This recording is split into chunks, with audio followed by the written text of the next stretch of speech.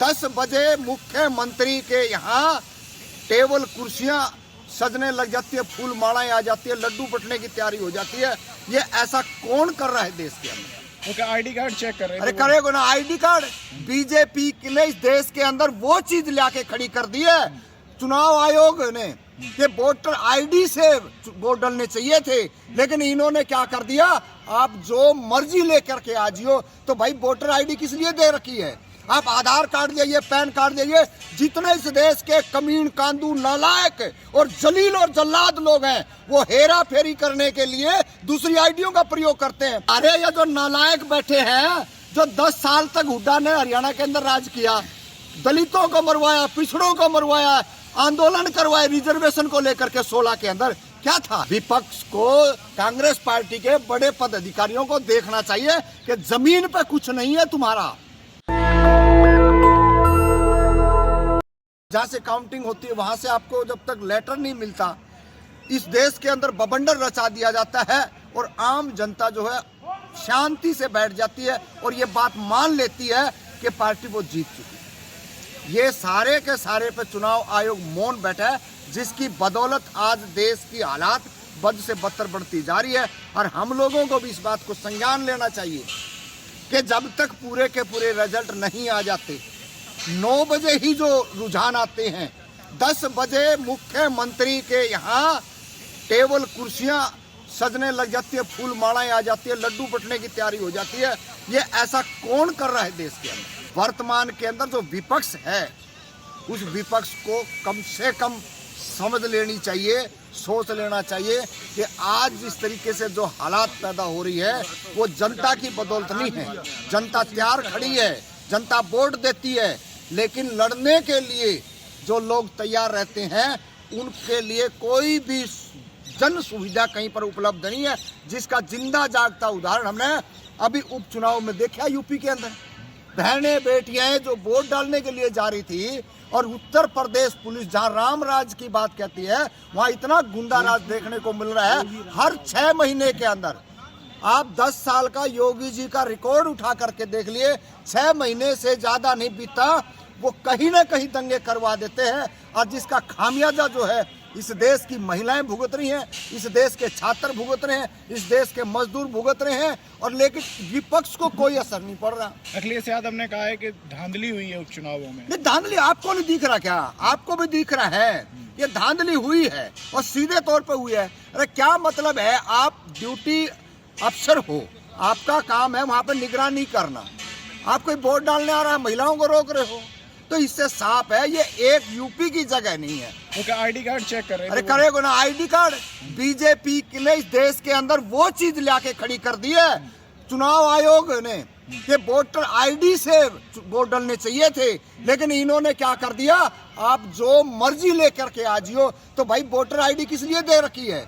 आप आधार कार्ड जाइए, pan card जाइए, जितने इस देश के कमीन कांदू नालायक और जलील और जल्लाद लोग हैं वो हेरा फेरी करने के लिए दूसरी आईडियों का प्रयोग करते हैं। जब चुनाव आयोग ने हमारे को आज से 25 से 30 साल पहले एक आईडी दे रखी है कि वोटर आईडी है, आप इसी से वोट डालेंगे, लेकिन विपक्ष को भी मुंह में दही जम रही है। ये भी कहीं पर एक बार नहीं कहते कि भैया जिसकी वोटर आईडी खूगी वो अपने घर रहो, कोई जरूरत नहीं है। जो अपनी वोटर आईडी नहीं संभाल के रख सकता वो देश के अंदर क्या करेगा? क्या अपने बच्चों का फ्यूचर के बारे में सोचेगा? क्या महिलाओं के बारे में सोचेगा? क्या जन सुविधा के बारे में सोचेगा? कोई नहीं। लेकिन इन्होंने अपने फायदे के लिए इतने वोटर आईडी कार्ड बना लिए कि आप जाएं और वहां पे इनके पूरी आईटी सेल बीजेपी की इतनी सक्रिय होती है, घर से वोटर को ले करके ना वो वोट डलवाने का काम करते हैं। रही विपक्ष की बात, विपक्ष को कोई फर्क ही नहीं पड़ रहा है। ये ना कोई धरना करे, ना कोई प्रदर्शन करे, ना कोई ज्ञापन दे, ना कोई कार्यकर्ता को संभाले, ये किसी को नहीं संभाले। ये सोचते कि वैसे ही हमने दोबारा से जो हम प्रधानमंत्री बन जावा। ऐसे प्रधानमंत्री आज वर्तमान में जो परिस्थिति है, जो गुंडागर्दी है बीजेपी की, उससे नहीं बढ़ पाएगी। अखिलेश यादव ने प्रेस कॉन्फ्रेंस किए तो है, ये अखिलेश ने क्या ना क्षेत्रीय दल ने किया है। हम तो कह रहे हैं राहुल गांधी क्या कर रहे हैं, कांग्रेस इनके मुख्यमंत्री क्या कर रहे हैं? वो कहते जिताऊ और टिकाऊ कहाँ चले गए आज? वो हरियाणा का एक जाट है मुख्यमंत्री जो कहता था मैं पहले जाट हूँ और फिर मुख्यमंत्री हूँ, अब उसने कहा कि जिताऊ और टिकाऊ चाहिए, और टिकट दिए कितने? सबसे ज्यादा टिकट बांटने वाला, सबसे ज्यादा अपने यारे प्यारे रिश्तेदारों को टिकट दिए। और हमने कहा था मूल पिछड़ों को, अति पिछड़ों को, वंचितों का अगर आपने टिकट नहीं दिया, भूपेंद्र हुड्डा तुम्हारा नाश हो जाएगा और कांग्रेस पार्टी में तुम कलंक होगे। और वही करा। नई टिकट देने का मतलब था कि अति पिछड़ों को टिकट नहीं दिया। हरियाणा के अंदर सुपड़ा साफ हुआ कांग्रेस पार्टी। क्यों ना होगा? अरे जो सदियों से आपके साथ खड़ा था, हमेशा आपके कंधे से कंधा हाथ मिला खड़ा था, आप उनकी अनदेखी करोगे तो आप सत्ता में आओगे। अरे वोटर आपका कमार खाती नाई तेली धोबी गढ़िया जोगी बैरागी है, मुसलमान है, वो नालायक, उनको जहां पैसा दिखेगा, जहां माल मलाई दिखेगी, वो तो वहां उस पार्टी का जाके दामन थाम ले हैं। जेजेपी उनकी, इंडियन लोक दल उनकी, बीजेपी उनकी, और दल उनके जितने चाटुकार नेता है ना, वो सारे के सारे वहां चले जाते हैं। हम पूछना चाहते हैं ये कहा जाए? अरे जिसको मान सम्मान देना चाहिए था, राहुल गांधी देश में ढिंढोरा पीटते फिर रहे हैं, सामाजिक न्याय की बात करेंगे, ओबीसी कोई नहीं है तो भाई वो जमीन पर उतार दो। तुम्हारे ये जो नालायक बैठे हैं, जो 10 साल तक हुड्डा ने हरियाणा के अंदर राज किया, दलितों को मरवाया, पिछड़ों को मरवाया, आंदोलन करवाए रिजर्वेशन को लेकर के 16 के अंदर, क्या था? विपक्ष को, कांग्रेस पार्टी के बड़े पदाधिकारियों को देखना चाहिए कि जमीन पे कुछ नहीं है तुम्हारा। जब तक आप जमीनी कार्यकर्ता हम जैसे काम करने वाले हैं, 15-20 साल हो गए लोगों के साथ लड़ते हैं, और ये जब मंच आता है, चुनाव का टाइम आता है, ये बहरूबी है इनके जो विधायक की टिकट लेकर के जाते हैं, मंचों से भगाते हैं, मंचों से मुसलमानों की बात नहीं करने देते, दलितों की बात नहीं करने देते, अति पिछड़ों के लिए हम हिस्सेदारी की बात करें, वहां हमको मंचों से नहीं बोलने दिया जाता। तो क्या हम अपना मुंह बंद कर लें? कब तक कर ले? वहां सम्मान आप देते नहीं तो भाई कहीं ना कहीं तो हम अपनी भड़ास तो निकालेंगे। राहुल गांधी पर आप भड़ास निकाल रहे हो, वो नहीं, राहुल गांधी पर नहीं, राहुल गांधी सही है, जो इनके नीचे के नालायक, निकम्मे, जलील, ये लोग खराब हैं। क्या जरूरत थी हरियाणा के अंदर जो 2 बार वो मुख्यमंत्री रह लिया, तीसरी बारी फिर उसका बेटा तैयार कर रहे हो? आप क्या कर रहे हो?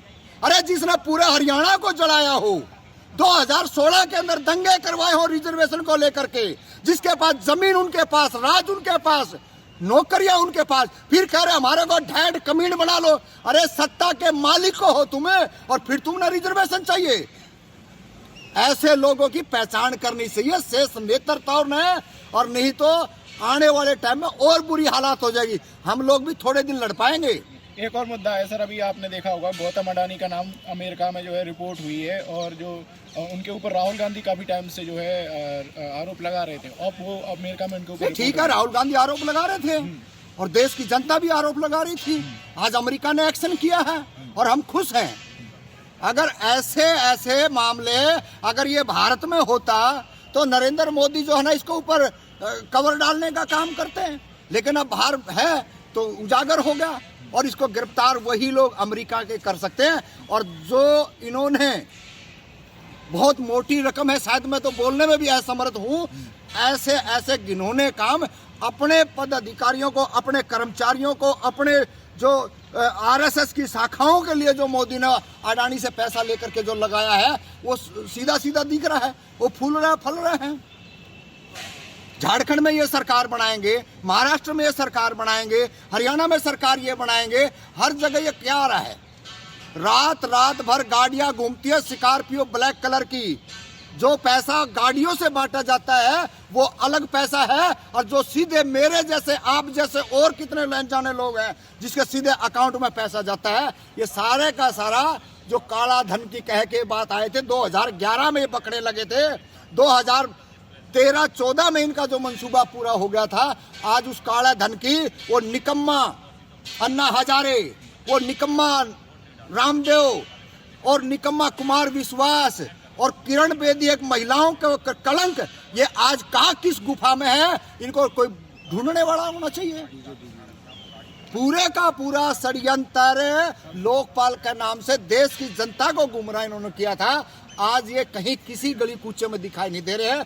ये तो इस देश की जनता को समझ लेना चाहिए, अगर अपने बच्चों का भविष्य, अपने फैमिली का भविष्य, अपने आसपास शहर का, गांव का, कॉलोनी का, ढाणी का अगर भविष्य अगर आपने सुरक्षित रखना है तो संघ की, बीजेपी की और इनकी जो करनी सेना और इनके घने हिंदू सेना, उनसे सावधान रहना चाहिए। नहीं देश के अंदर जो चीजें आज तक शिक्षा, रोजगार जो मिल रहे थे वो चौपट कर दिया है। मोदी जी का नारा था एक रहेंगे सेफ रहेंगे, वो योगी जी का जिस पे आया था बटेंगे तो कटेंगे।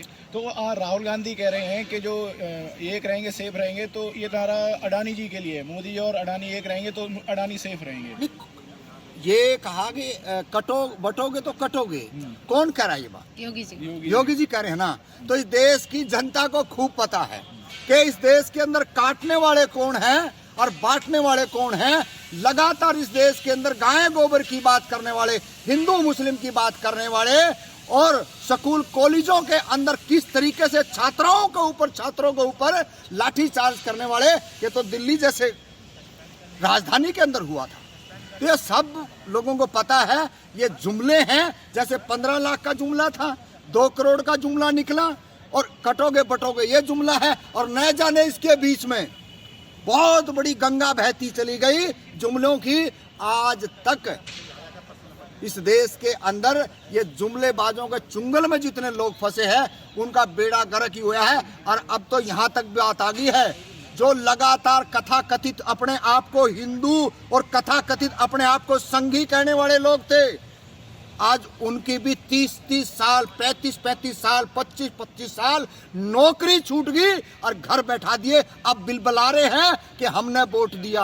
अरे तुमने ऐसे नालायकों को क्यों वोट दिया जो आज बिलबलाने की जरूरत पड़ गई? आज उनके ऊपर भी तलवारें चल रहे हैं। हम तो इनके लगते कौन हैं? हम तो लगातार कह रहे हैं, हमारे बाप ने, हमारे दादा ने, हमने और अपनी औलाद ने, चौथी पीढ़ी पे खड़े हम लोग और इस बात चैलेंज देके कह रहे हैं कि बीजेपी में।